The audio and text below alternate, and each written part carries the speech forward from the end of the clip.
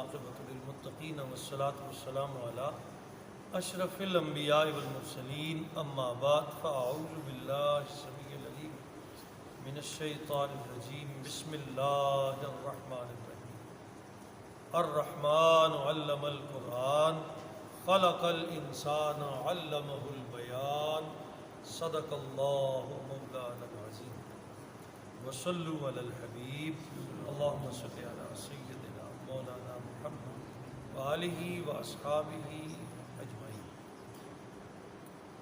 بتوفیق تعالی آج ہم سورۃ الرحمن شریف کا آغاز کر رہے ہیں۔ اس سورہ مبارکہ کا نام نامی پہلا حرف الرحمن ہی ہے۔ اس سورہ پاک میں اللہ تعالیٰ کی شان رحمانیت کی تجلیاں ہر سو جلوہ طراز ہیں۔ اس کے مضامین میں اللہ کریم نے مسلمانوں پر ہونے والے انعامات اور مشرکین مکہ کے انجام کا ذکر بھی فرمایا ہے۔ حضرت سیدنا علی کرم اللہ وجہ الکریم ارشاد فرماتے ہیں کہ اس سورہ پاک کا نام عروس القرآن بھی ہے، یعنی قرآن کی دلہن۔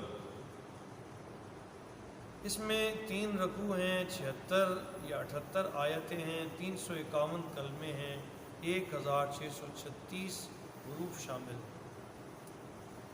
مکہ مکرمہ میں یہ ساری سورہ پاک نازل ہوئی۔ حضرت سیدنا عروہ بن زبیر جو سیدنا عائشہ صدیقہ رضی اللہ تعالیٰ عنہ کے بھانجے ہیں، وہ فرماتے ہیں کہ ایک روز صحابہ کرام کہنے لگے کہ قریش نے آج تک قرآن عظیم کو سنا ہی نہیں، اگر وہ سن لیں تو وہ کبھی اس کی مخالفت نہ کر سکے۔ چنانچہ آپس میں طے ہوا کہ کوئی خوش الحان قاری قریش کے سامنے جا کر قرآن پڑھے۔ یہ ان دنوں کی بات ہے جب اسلام ابھی خفیہ تھا، مسلمان چھپ کر نمازیں بھی پڑھتے تھے۔ سیدنا عبداللہ ابن مسعود رضی اللہ تعالیٰ وہ کھڑے ہوئے، وہ فرمانے لگے یہ فریضہ میں سر انجام ہوں۔ صحابہ کرام نے ان سے کہا کہ آپ کمزور ہیں، آپ نہ جائیں، کوئی تگڑے خاندان والا شخص اور تگڑے وجود والا شخص بھیجتے ہیں تاکہ اگر قریش کوئی حرزہ سرائی کریں، نقصان پہنچانا چاہیں، تب بھی محفوظ رہا جا سکے۔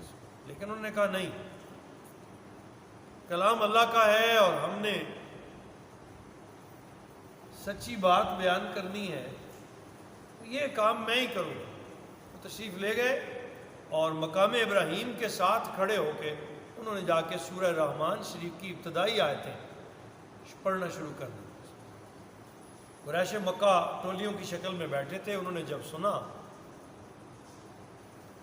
تو اٹھے اور اٹھ کے آئے اور سیدنا ابن مسعود رضی اللہ تعالیٰ عنہ کو زد و کوب کرنا شروع کر دیا، حتیٰ کہ اتنا مارا کہ ان کا چہرہ اقدس زخمی ہو گیا۔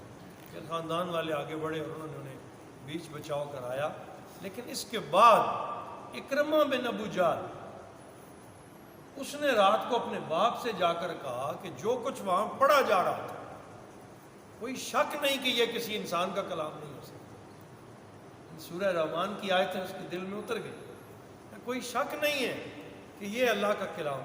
اسی طرح نبی کریم صلی اللہ تعالیٰ علیہ وسلم مکہ کے دور میں ہی فجر کی نماز میں سورۃ الرحمن کی آیتیں تلاوت فرما رہے تھے کہ وہاں سے جنات کا گزر ہوا، تو جو ہی جنات نے ان آیات طیبہ کو سنا تو سنتے ہی ان کے دل میں ایمان بیٹھ گیا، اور ان آیات کو سننے کے بعد جنات قرآن عظیم کی طرف اور دین اسلام کی طرف راغب ہوئے۔ اللہ پاک نے اس سورہ پاک میں جنوں اور انسانوں کا ذکر اکٹھا فرمایا۔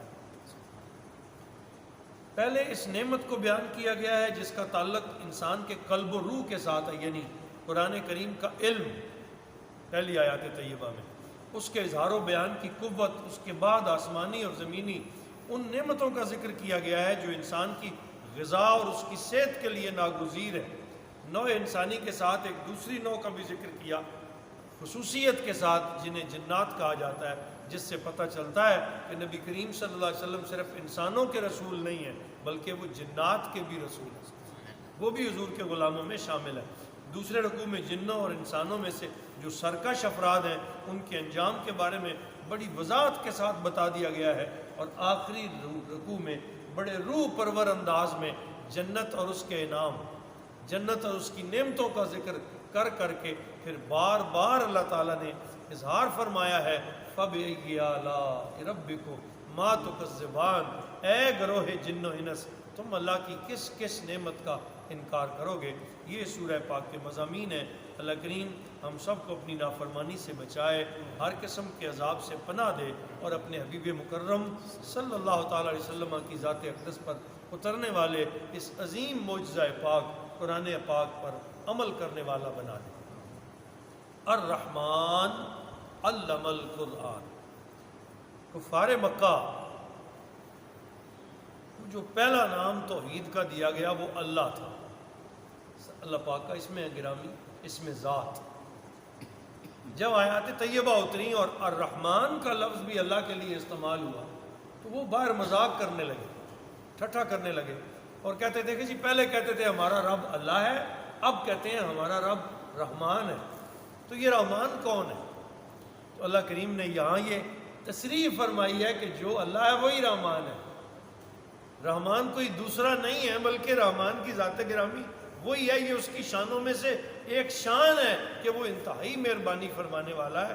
الرحمن، رحمان کی ذات گرامی وہ ہے علم القرآن، جس نے حبیب مکرم صلی اللہ تعالیٰ علیہ وسلم کو قرآن سکھایا ہے۔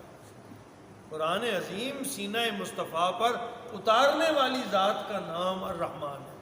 خلق الانسان، یہ وہی ہے جس نے پیدا فرمایا ہے انسان کو، اور المراد بالانسان ہوا محمد صلی اللہ علیہ وسلم۔ تو تمام تفاسیر نے لکھا کہ یہاں انسان سے مراد سارے انسان نہیں، بلکہ یہاں انسان سے مراد نبی کریم رؤوف الرحیم صلی اللہ علیہ وسلم کی ذات گرامی، یعنی انسان کامل محمد الرسول اللہ ہے۔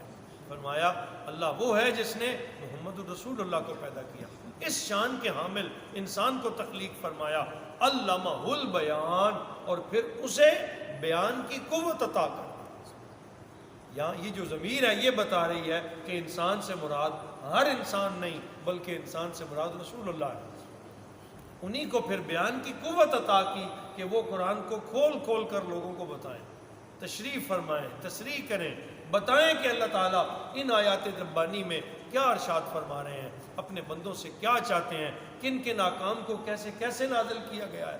پوری تشریح حضور علیہ الصلوۃ والسلام کی زبان اقدس سے ہوئی۔ حضور شارع قرآن ہے، قرآن کی تشریح فرمانے والے سے فرمایا علمہ البیان، نیز اسے قرآن کا بیان سکھایا، قرآن کا بیان کا طریقہ، ایک ایک حرف میں۔ قرآن کی اگر زبر بھی ہے نا تو زبر کا بھی اپنا ایک معنی ہے، زیر کا بھی اپنا ایک معنی ہے، پیش کا بھی اپنا ایک معنی ہے، پھر اس کو کبھی بھی رد و بدل کر کے نہیں پڑھا جا سکتا۔